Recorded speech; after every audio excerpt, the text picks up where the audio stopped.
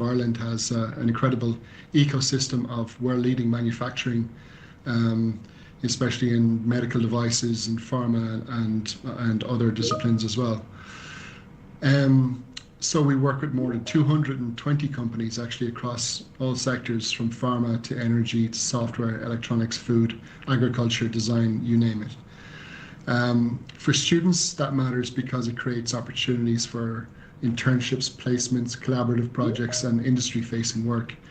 UL, ever since its inception, has defined itself by its relevance to the world, and that continues to this day. So our aim is not simply then that you graduate with advanced knowledge, but that you leave with confidence, experience, hopefully some networks, and a clearer sense of where you can go next and where you want to go next. Quick word on sort of the diversity here. It's worth noting that across the faculty, so just in our faculty alone, we have about 5,500 students. Of those, 1,400 are international students, and a very substantial proportion of them are from outside the EU. So that diversity is one of the things that then makes postgraduate study so valuable. You're learning not just from the lecturers and supervisors and all of the formal learning channels, but also from the experience and perspectives of the people who are studying alongside of you and their approaches and maybe their prior experiences. So for those of you who will be joining us on campus, you'll also have access to excellent laboratories, workshops, and research infrastructure. Just as important as the hard infrastructure, of course, we have excellent academic colleagues, technical and laboratory teams, and professional support staff. So they're all central to the student experience, to your experience on campus. And they're all here then to help make sure that you make the most of your time with us. One of the things that I think is really good about postgraduate education, and in my youth, when I still had hair and hopes and dreams and ambitions, I did a master's myself, and I did it internationally. I came back then to UL to do a PhD. So I've been through postgraduate experiences myself, and they're some of the most valued experiences I've ever had in my life. And one of the great things about postgrad is that you get to work with so many people from different experiences and motivations. So some of you might be coming straight from undergraduate study, others may be returning after time in industry or professional practice. Some of you may be doing this while working. You might be looking to specialize, change direction, or deepen expertise in an area you already know well. But that mix of backgrounds is a real strength, and it makes the overall environment, the academic environment, rich and for everyone here. A quick word on the campus, in case you're not aware, but and maybe you've seen the UL campus on the web, hopefully, but it's a very special campus. It's very green. It's on the banks of the River Shannon. It's very spacious, very beautiful. But it's also a campus where student welfare and safety are taken very seriously, with support services, accommodation teams, and 24-hour security presence, etc., helping students to feel welcome and supported. And you'll hear more about those as this session goes on. So I'll leave you with my final bit of advice then, which is to ask questions. Now is a great opportunity to ask whatever might be on your mind. Be curious, and use this session to get a real feel for the opportunities available to you. So on behalf of all my colleagues across the Faculty of Science and Engineering, I want to deeply thank you for considering us for your postgraduate study, and hopefully in due course we'll be delighted then to welcome you to UL campus or whatever course you choose to study. And I wish you every success as you make this important decision. So thank you all, and I'll hand back to my colleague Joachim. Thank you, Joachim. Thank you, Professor Stanton, for those opening remarks and providing that overview of the Faculty of Science and Engineering. One of the most common questions we receive from applicants is, I've received an offer, what happens next? To guide you through the next steps as a postgraduate offer holder, I'd now like to introduce my colleague Maria McMahon from Admissions. Maria will explain the offer acceptance process, conditional and unconditional offers, and some important actions you may need to take before enrolment. Maria, over to you. Thanks, Joachim. Hi, everyone. You're very welcome. So as Joachim said, I'm going to go through your next steps at UL as an offer holder. So to accept your offer, you first must pay a non-refundable acceptance deposit. Excuse me. By the deadline indicated in the offer letter. So the date to accept the deposit is outlined in the offer email that was sent you. An extension to the deadline can be requested up to a certain point, but please contact us because this isn't available for all programs. So you can contact us to see if it's possible for your program. And to also accept your place on the program, you must respond to the offer form, which is linked on the offer email. So to accept the offer, you pay the acceptance deposit and respond to the offer form, and your place is then secure. You can also request to defer for 12 months, so to the next academic year if you wish. Now, this some programs aren't included in this, so I do advise that you contact us to find out if your program, if you can get a deferral for your program. And just to note on that as well, you must secure your place before we can offer a deferral. So you must pay the acceptance deposit for this year before we can offer the deferral for the next year. For international students, you apply for a study visa through the local Irish embassy, and my colleagues in UL Global will just run through that further later on. If you have a unconditional offer from us, there is no further action if you have accepted your offer. You do not need to upload any further documents. And if you have a conditional offer, you must submit the required documentation before enrolment. So this will be outlined in your offer email. If we're looking for results, if we're looking for English language, you must submit these before you can actually enroll on the program. So it's very important to get these to us as soon as possible. If you are funded by your employer, you must provide evidence of support. This could be a letter from your employer saying that you're being funded, and both the employer and yourself will be invoiced then. If you have any other questions on any of these, please feel free to put them into the chat. Thanks, everyone. Thanks, Joachim. Thank you, Maria. Once your offer has been accepted and any conditions have been satisfied, the next stage is preparing for enrolment and starting your postgraduate student journey with UL. To explain what onboarding, registration, and orientation involve, I'm delighted to introduce Sarah Clancy from Admissions. Sarah, over to you.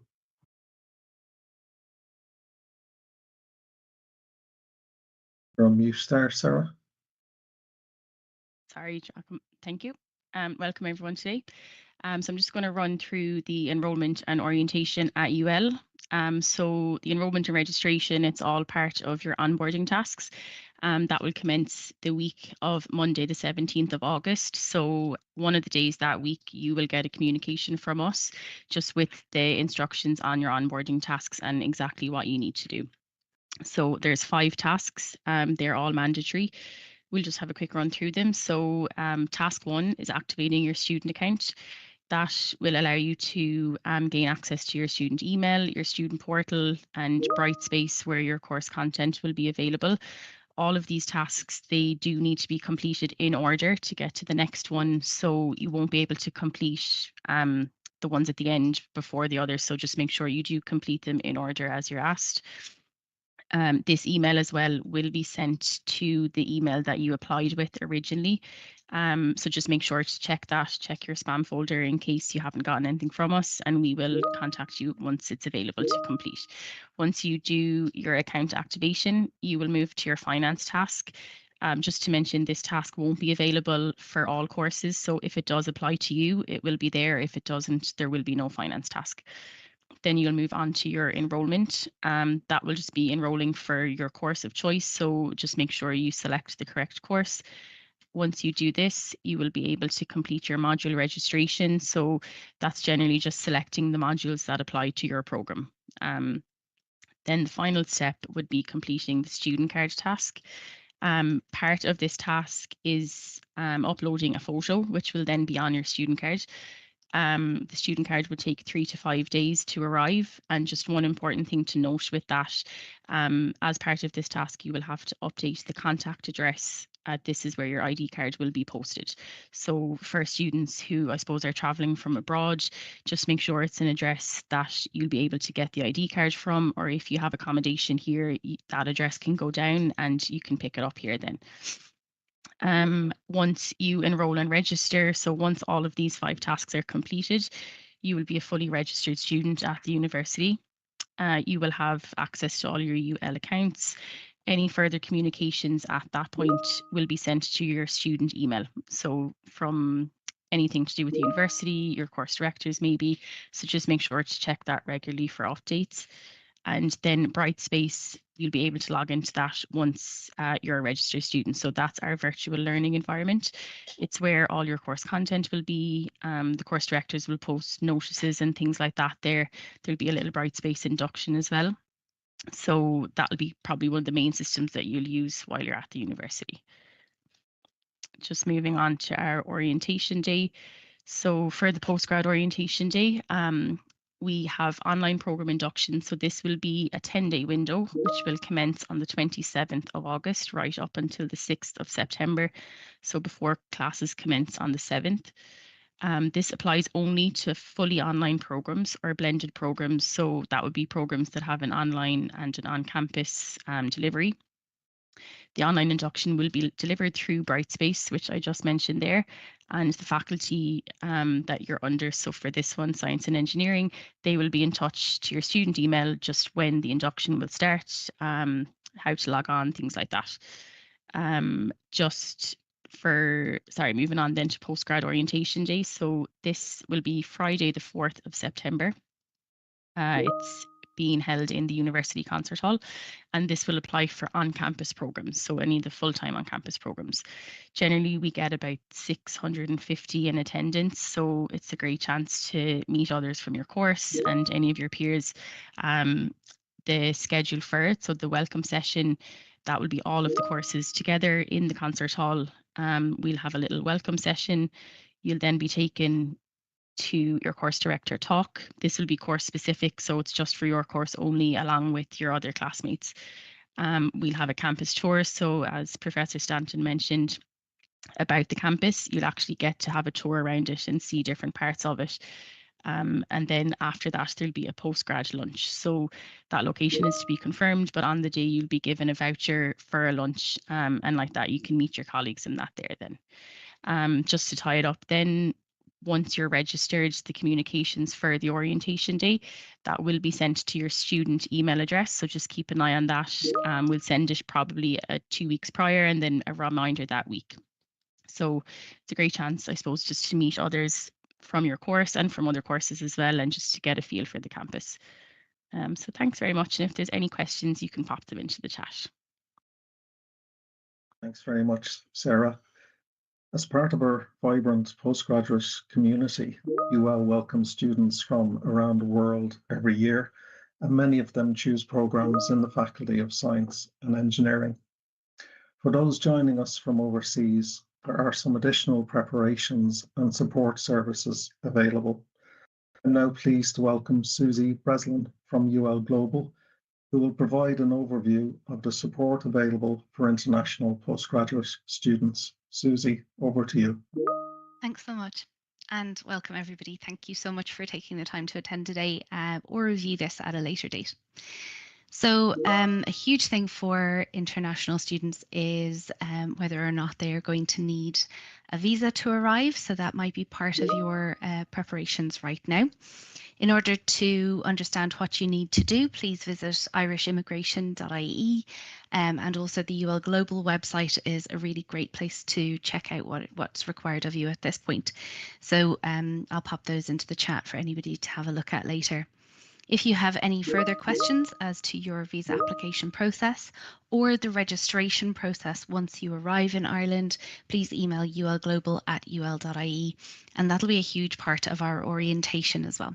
So as mentioned, our orientation actually is a little bit longer than the GPS orientation. So our international students are welcome to arrive from Sunday the 30th of August, and we run a week-long program of events. So in advance of arrival from late July, actually, we'll be sending you out countdown emails, and they'll arrive from the UL Global Full Degree team. So these are themed every week, so they should be answering the questions that you have each week and giving you some action items in terms of preparing for your arrival in Ireland. Our welcome week usually has our academic sessions, so the Teams sessions that'll help you settle in the morning, and then we have cultural immersion and social networking in the afternoon, so that's where we have a bit of fun. There are lots of opportunities to ask questions, so throughout that week. And certainly I would flag that the information on immigration is both on Monday the 31st in the concert hall, and then there's a second opportunity later on in the week to ask any immigration questions that you still have. So you can see some of the events and activities here. We have comedy bingo, we've got speed friending, we've got Taste of Ireland, and it's a great introduction to your time at UL. The schedule for the UL Global orientation will be released in late July and sent to you from your team. So as part of our support services at UL Global, we host also an international buddy program. So we'd really advise you to get involved in that, and that will be offered to you this month coming.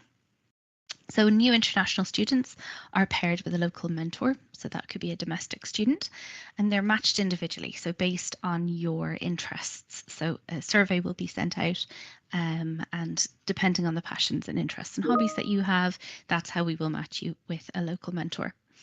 You can contact them before you arrive on site so that you can ask them any questions that you have about the realities of life in Limerick, and it's great to have that shared experience in common.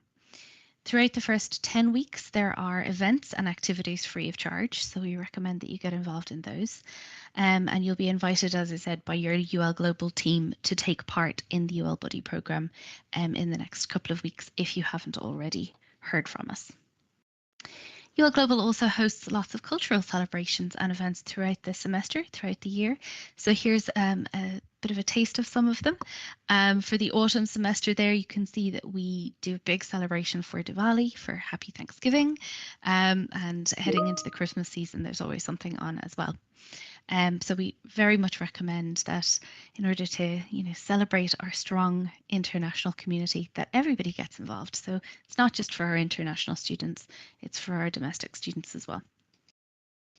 We host a festival in spring, so for those of you who are around and on campus in the springtime, we very much welcome you to take part in this 3-day festival, usually in the sort of beginning or middle of March. And there is a great picture of 3 of our international students who were involved in a fashion show that we held. So definitely something to keep an eye out for. In terms of student support for international students, our UL Global reception is open every day each morning and in the afternoon in weeks 0 to 3. It's a dedicated team signposting to other support services across campus, and they can include the chaplaincy, counselling, health centre. We also provide some financial and budgeting services, and of course don't forget your visa and immigration support. So there are monthly opportunities to connect with our visa and immigration officer if you have any ongoing questions in that area. Each week we hold Culture Club Tuesdays, so that's a way of both investigating the culture that you come from and also learning about local Irish culture. And also our Wellness Wednesday sessions.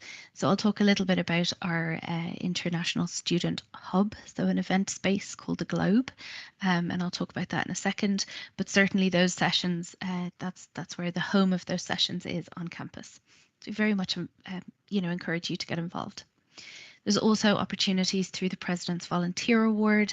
So if you want to give back to your campus community, that's a great way to get involved too. And of course, clubs and societies.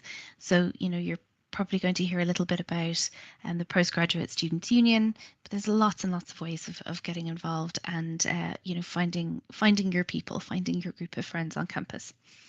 And the last thing I want to direct you to is our online community. So if you want to know a little bit more about the events that are coming up, or if you want to see if you have been involved in our coverage of those events, certainly on Instagram, we are at globe_UL, and we also have a Linktree profile there, and it's I think it's the Globe UL. So check us out there as well.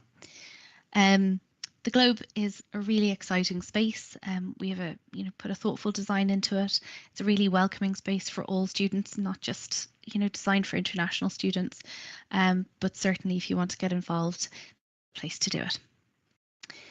From the International Student Barometer survey, UL has been ranked #1 in Ireland, and you can see there for overall satisfaction and for international student happiness. So whether or not you can expect to come to campus in September, or you're still making up your mind, certainly UL is a great choice for everybody on the call today.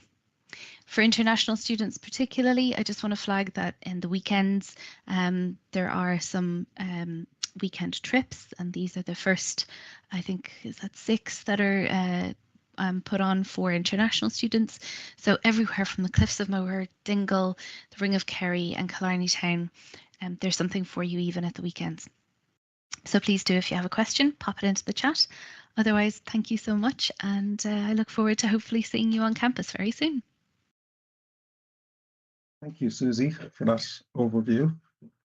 One of the biggest practical considerations for many full-time students is accommodation, and securing the right living arrangements can make a huge difference to your university experience. To talk through accommodation options and supports available at UL, I'd like to welcome Carol Jane Shanley and Jodie Light from the Accommodation Office. Over to you. Thanks so much. So my name is Carol Jane. I am the Accommodation Administrator here for UL Accommodation, and my colleague Jodie is our ResLife Manager, and she is in the chat answering any questions related to accommodation. So I'm just going to give a quick overview on accommodation, both on and off campus and operated by ourselves, and then private management companies as well in the area. So you can apply for accommodation on our website, ul.ie/accommodation when you receive your UL student number. We offer a wide variety of both on and off campus accommodation. So Capavilla Village, Thomond Village, Drumroe, Kilmurray and Plassey Village, they're all located on UL campus. Troy and Grudy Village are located off campus and are approximately a 15-minute walk to the main university entrance. Drumbeg Square is located 3 kilometres from UL with access via local bus, bicycle, foot, or if you have a car, there is car parking facilities in the village as well. So you'd be able to bring your car. Throughout all. Jane, are you sharing there? Yeah. Is it not working? Hold on, I'll try again. That's it. Thank you. Yeah, apologies for that. Don't know what happened there. Throughout all of our residents, we have a mixture of 1, 2, 3, 4, 5, 6, 7 and 8 bed properties, and they are a mixture of ensuite and standard rooms. So ensuite means you have a private bathroom, and standard is that you would be sharing bathroom facilities with other people in the residence. When you make your application for accommodation, you can rank your villages in order of preference. So, for example, when you are applying, if you put down a 6-bedroom apartment in Thomond as your first choice, we would do everything we could to get you into your first choice. If that village was full and your second choice was a 6-bed in Drumroe, we would then look and see if we had availability in Drumroe and we would move on.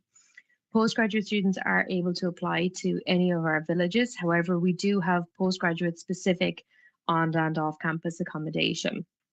So postgraduate only accommodation is available in the Quigley residence in Brennan Court and in Drumbeg Square.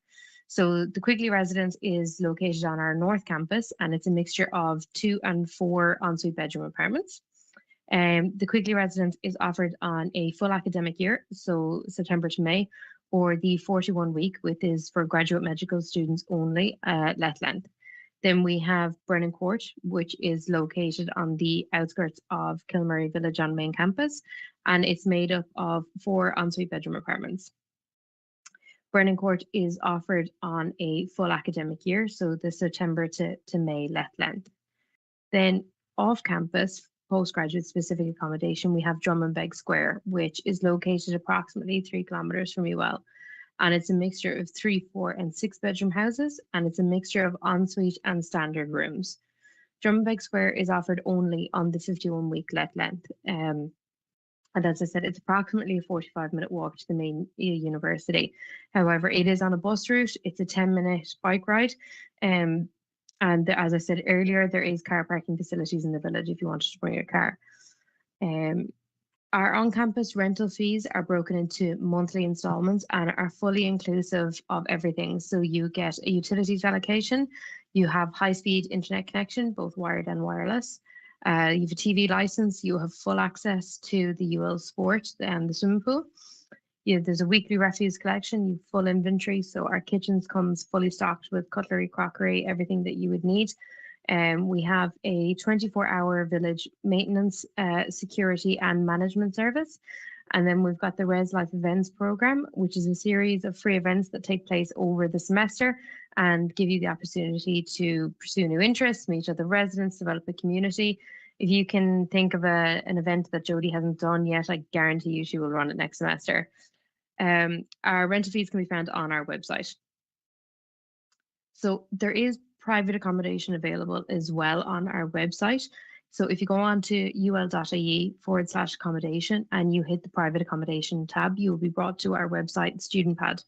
So local landlords advertise rooms available in their houses, including like shared student housing or owner-occupied accommodation on our website. New adverts go up on the website daily. And a StudentPad allows you to filter your search by area, living arrangement, property size, and rental amounts. If someone is advertising on StudentPad, they have provided us with a proof of address and a proof of ID. And if we ever receive a complaint about a landlord, it's investigated. If the complaint is found to be valid, we block them from ever advertising with us again. So there are certain safeguards for StudentPads. Just some things to be aware of with private accommodation. Rental fees can vary widely when you are looking at off-campus accommodation. Under Irish tenancy law, a landlord cannot request more than 1 month's rent in advance. So if you come across an advert somewhere online where they're asking for the full year to be paid up front, I'd advise you to steer clear of it. Some key questions that you need to ask prior to entering any form of agreement with a landlord is: how much is the rent? What does the rent include? When is the rent due? Is it weekly or is it monthly? Most landlords as well will request a deposit of 1 month's rent. They will hold the deposit as a security against damages, unpaid rent, or a tenant breaching the tenancy agreement. And you can forfeit some or all of your deposit if you don't give proper notice or you leave before the tenancy agreement expires.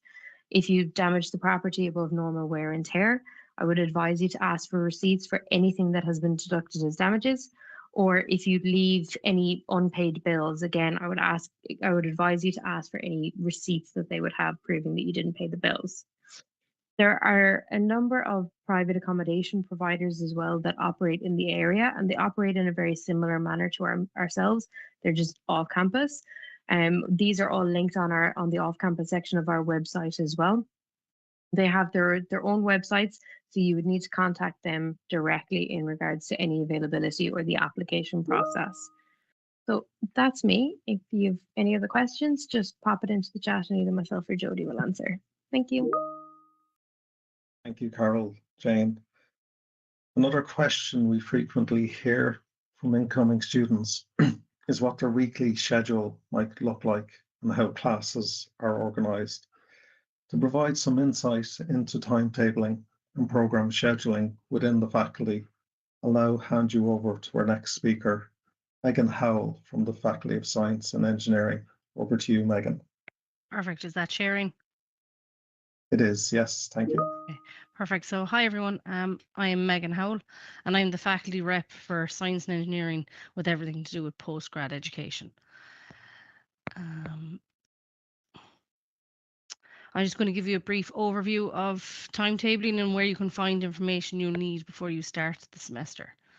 So your semester timetable will be available approximately 2 weeks before you start, and this will be available on the university timetable website. So you should expect to see this around the 24th of August.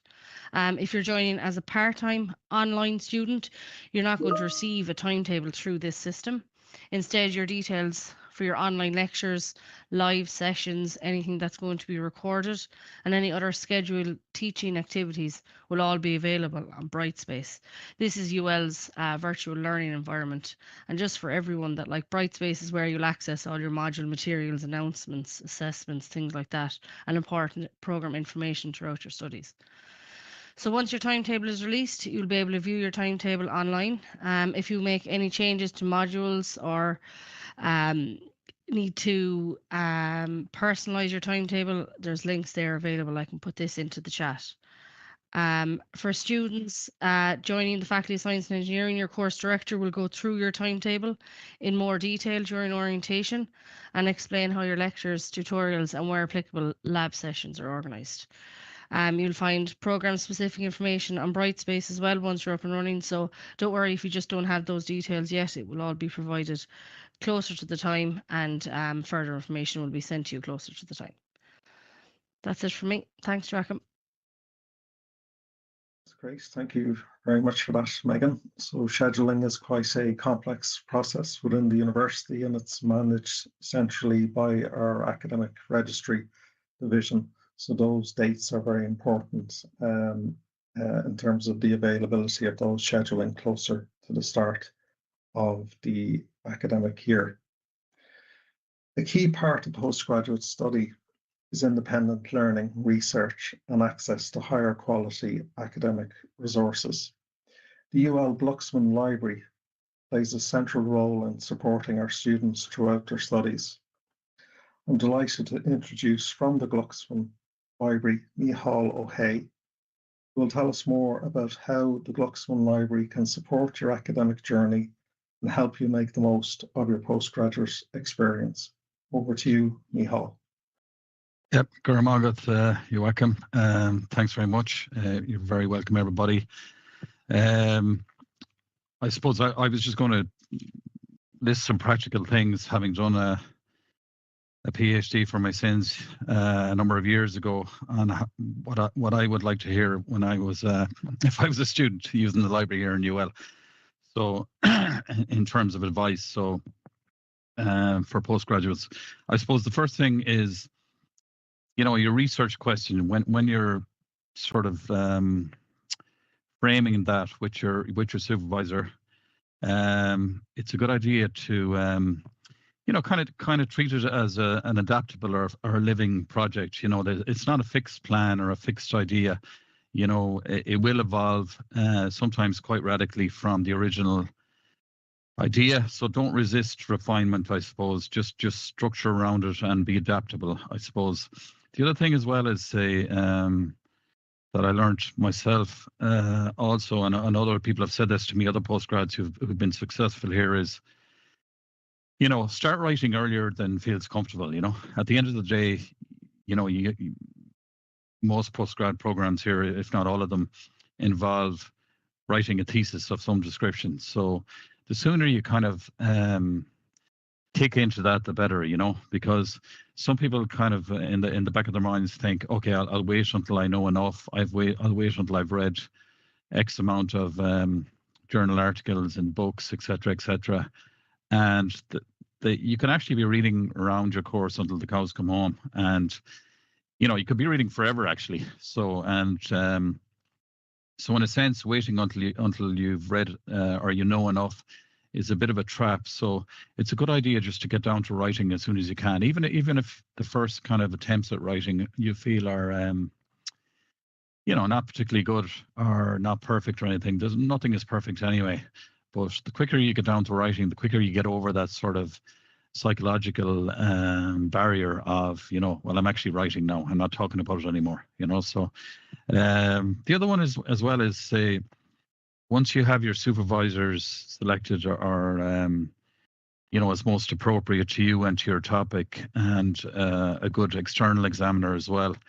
It's a good idea to maybe not look at them as a complete kind of guru or guide, but rather as more of a manager, really, that they're working with you in the sense of it's a good idea for you to take the initiative and bring solutions rather than problems all the time to the supervisor, if you know what I mean. Kind of frame any issues you have or problems maybe in a positive way. And the other thing as well is sometimes an issue which we noticed in the library as well, say when people come in and ask for advice about it, is and our advice about writing and meetings and supervision is, say, don't ever disappear entirely. God forbid if you're sick or if there's something happening at home or someone is in hospital or whatever.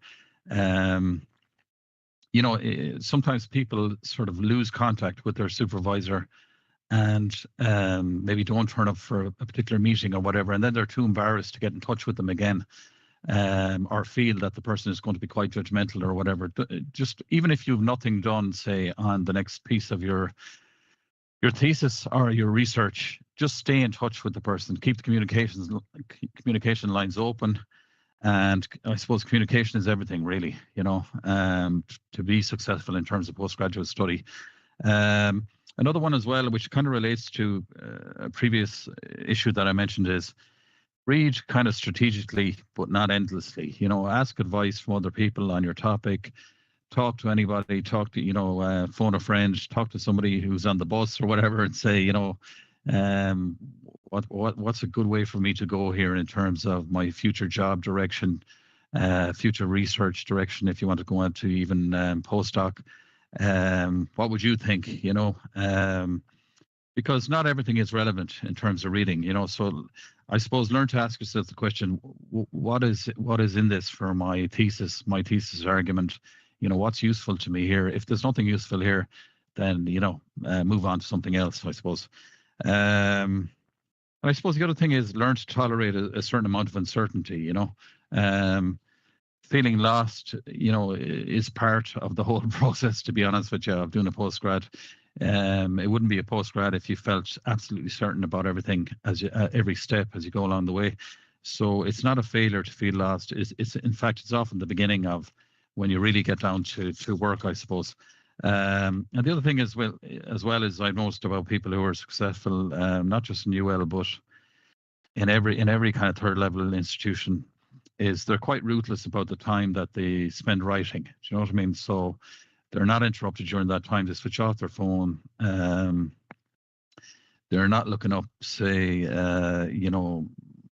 scientific terms or some small thing that is kind of a distraction. They're not going down for 55 cups of coffee if they're working in the library, etc. And that time is kind of sacred, and they don't leave their desk until they've actually something written. So that's very important as well, because it's very easy to, with all the distractions we have in terms of social media, Facebook, all the rest of it, it's very easy to kind of convince yourself that you're doing a lot of work when in actual fact you're being distracted constantly, So,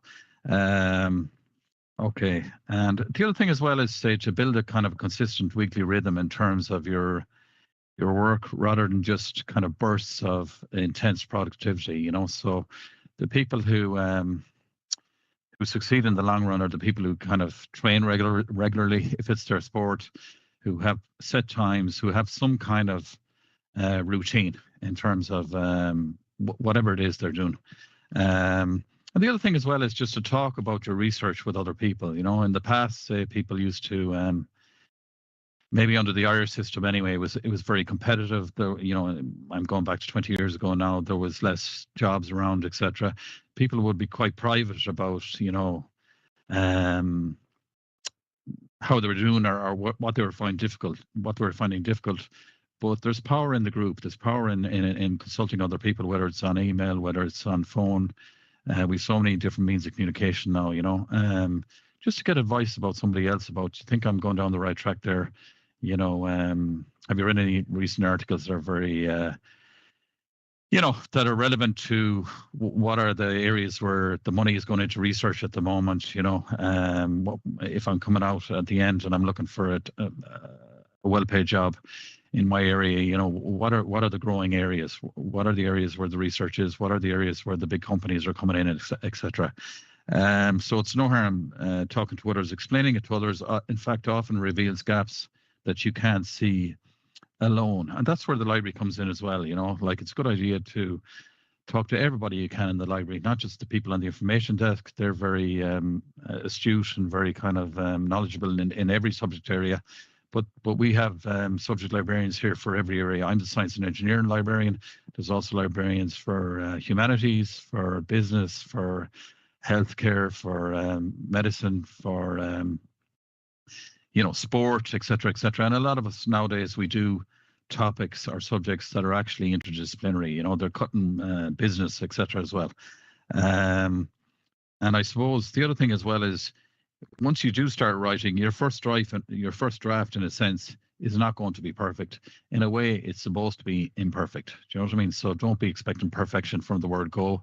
It's better just to get down and get cracking to it, I suppose. That's it, really. I mean, there's during COVID, I kind of, as part of my duties in the library, I had to put together a thesis preparation guide.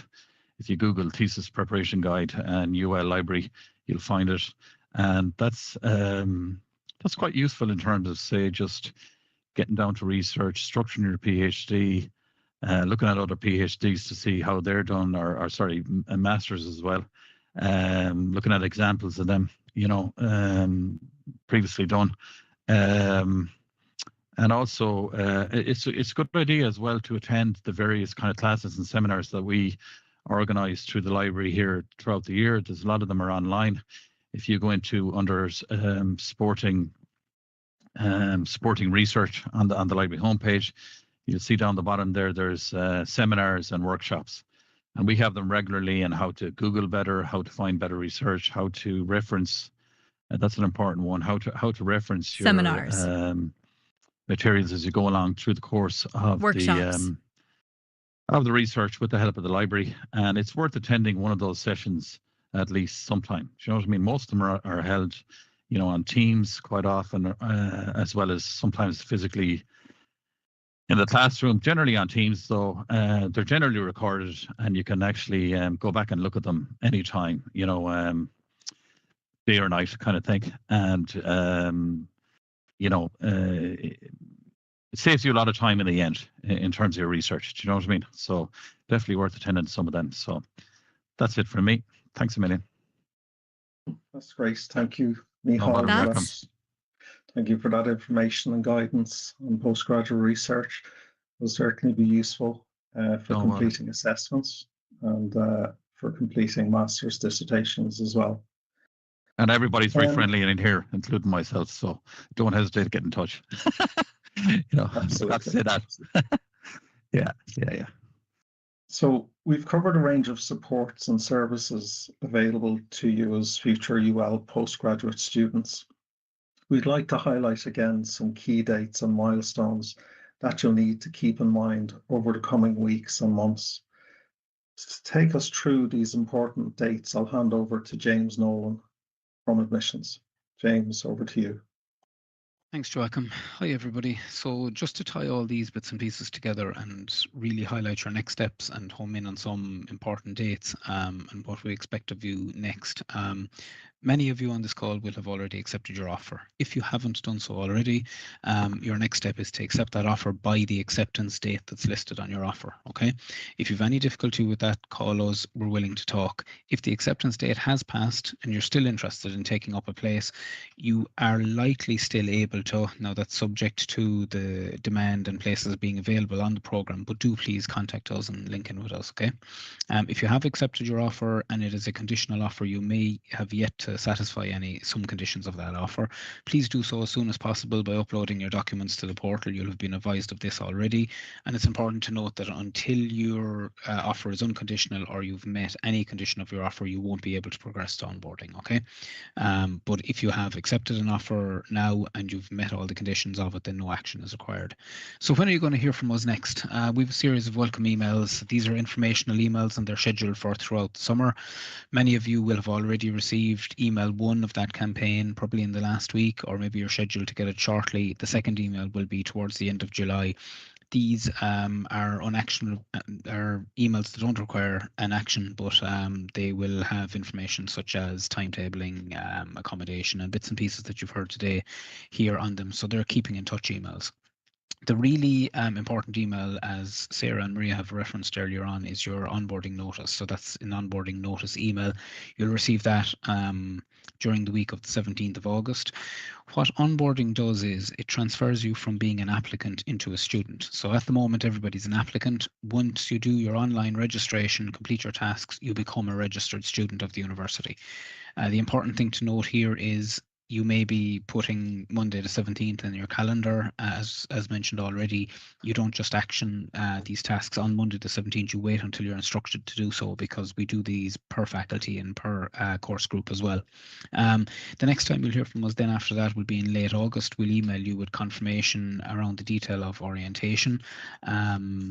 The orientation arrangements for full-time taught postgraduate programs will be a meeting on campus on Friday the 4th of September. So it'd be great if you could set aside time away from work to come and meet us, meet your classmates for the first time, and meet your course director for the first time. If you are studying a professional program, which is largely online, well, then you'll follow an online induction path, and that will happen from roughly the 27th of August onwards, and that'll be led by your faculty.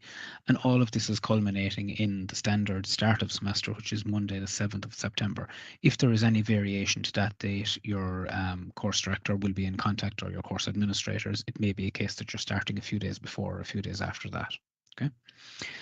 So then the last slide then, and it's just some useful links in the information and the emails that you're going to receive from us throughout the summer. You're going to get a couple of links to various resources and stuff that you can prepare ahead of September. So if you're eager to learn more, you can log on to the UL website and go to the Graduate and Professional Studies page. We've got a new students page on that, which is full of links around, again, timetables, information before you arrive, orientation, maybe how you want to defer an offer, accommodation, and so on and so forth. We also have a new app. UL have a new app, and it's called My UL. It's in its incubation at the moment. I think this is only its second semester of it, but very mobile friendly. You may want to log on to that and have a look. Brightspace we've referenced a few times. Now you won't have access to Brightspace. I see some of the conversations in the chat. You won't have access to Brightspace and course material until you're a registered student, but there are some knowledge-based articles, and it'll familiarise yourself with Brightspace and what it is as a VLE, a virtual learning environment. And then Susie has referenced already orientation. Yes, we have a postgraduate orientation on Friday the 4th of September, but orientation for international students is week-long. And again, there are some nice videos there linked on this presentation in terms of what to expect. So that's it. The key message is, if you are unsure about anything, please do talk to us and email Graduate and Professional Studies, contact us in our contact form, and we'll get back to you straight away. Thank you, James. We have now reached the end of the webinar. Before we conclude, I'd like to thank all of our speakers for their contributions today, and most importantly, thank you for joining us. We hope today's webinar has given you a clearer understanding of the next steps in your postgraduate journey and of the supports available to you here at UL. We've heard today about accepting your offer, satisfying any outstanding conditions, onboarding and enrolment, accommodation, supports for international students, timetabling, library services, and key dates for your diary as you prepare to begin your studies this September. If you've submitted a question that hasn't yet been answered, don't worry. The admissions team will review any outstanding queries and follow up after the webinar. A copy of the recording of this webinar will be shared with all registered attendees after the event. So again, if you have missed anything during the session, you'll be able to access the recording at a later date. Whether you're still considering your offer or you've already accepted and are getting ready to start in September, we look forward to welcoming you to the University of Limerick in the months ahead. Thank you, everyone, and enjoy the rest of your day.